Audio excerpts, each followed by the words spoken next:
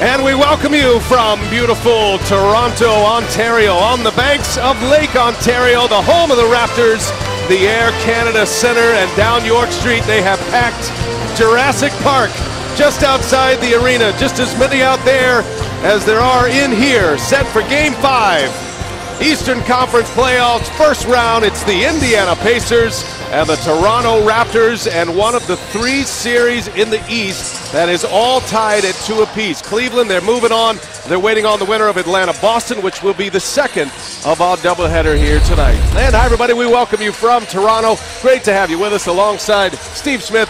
I'm Brian Anderson. Kevin Ray is our reporter tonight. Always a pleasure to come here to Toronto. This best-of-7 series is now tightened into a best-of-3. And what we've seen so far in the first 4 games is that Paul George is the best player on the floor in this series. You're totally right, Brian. The question coming into this season for the Pacers is, will Paul George return to form?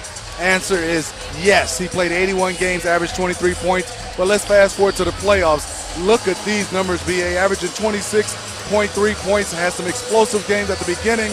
He is the best player on the floor in this series so far. Paul George started this series. He dropped 33 points right here on this floor in Game 1. As we take a look at the starting lineups presented by Taco Bell, Miles Turner returns to the starting lineup. So back-to-back games with the rookie in there for Frank Vogel and the Pacers. And an interesting change for the Toronto Raptors. Smitty, Dwayne Casey is going to go with Patrick Patterson instead of Luis Scola tonight. I think a couple reasons. Defensively in transition, he has athleticism to get back, and also on the offensive end, he's averaging about 9.5 points, shooting 41% behind the line, and Luis Scola was just flat out struggling, only averaging 2 points and 1 for 9 from the three-point line.